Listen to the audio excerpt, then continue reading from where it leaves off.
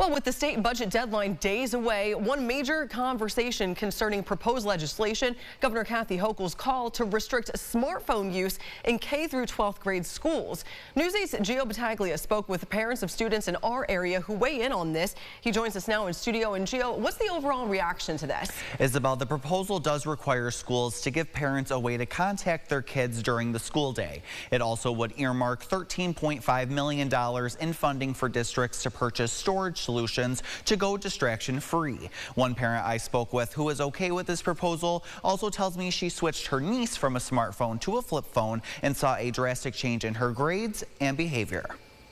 I never knew how much of a problem it was until we started making changes with her. Jennifer Cave takes after her niece, who is in middle school in a Monroe County district. She tells me she got her a smartphone when she was 10 years old and told me it has caused nothing but problems since. When we say phone, if you're thinking about just calling people or even just texting people, that would be one thing.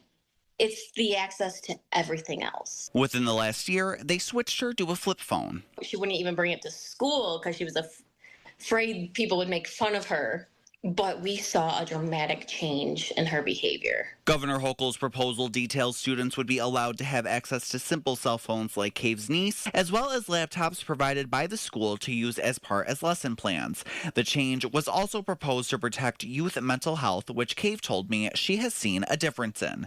She struggles to begin with, but taking away that phone, the grades, it's just remarkable, the change. Even in that 7th grade, that kind of girl drama, we were talking to her teachers and they even noticed a drop in that without having a phone in school. A dividing issue. I put a post on Facebook asking for your feedback. One parent said, "My son will have his cell phone turned on and on him at all times."